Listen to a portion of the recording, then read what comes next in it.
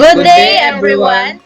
So this is our video tutorial on how to install Windows 7 in VirtualBox. First, download the ISO image. Then as you can see, the ISO image are downloaded. Then go to VirtualBox and click New. Then type Windows 7. Under that, select folder Others. And then click the downloaded ISO image. And then click Skip Unattended installation and then click Next. Wait for the starting Windows. After that, click Next. Then install now. Then wait for the setup. Then click I accept license terms. Then click Next. Then custom. Then Next. And wait for installing Windows.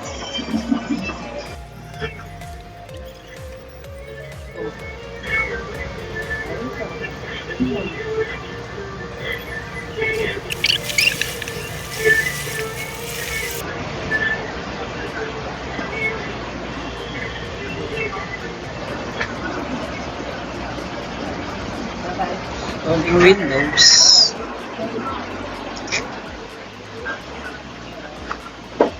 Then click the start.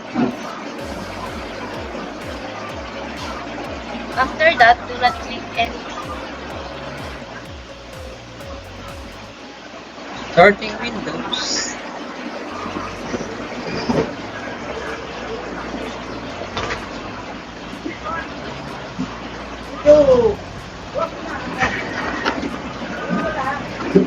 Okay, the setup is already updating.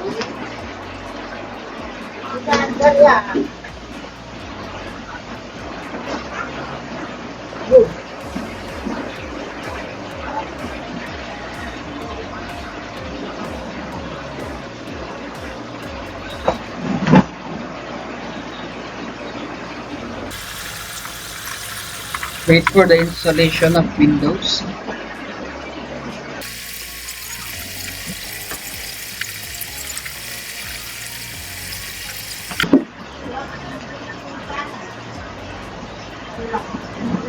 Okay, the setup will continue after restarting your computer.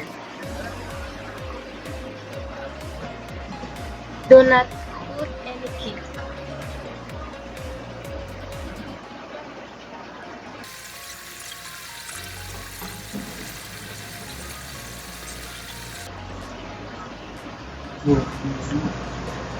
Then type users. Then click next. Then type a password. Then type a password and type a password hint. Then next. Then use recommended settings. Then the time zone is +8 and then click next. Then click home network.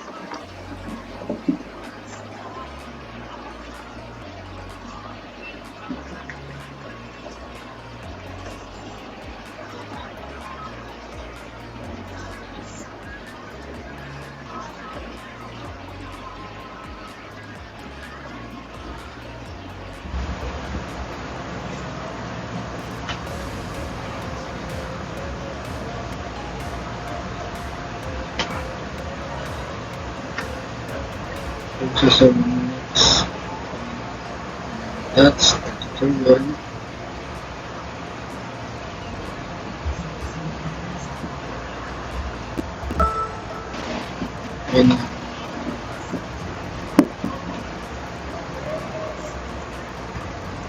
And that's the tutorial. And that's the tutorial on how to install Windows 7 in VirtualBox. As you can see, the Windows 7 are already installed.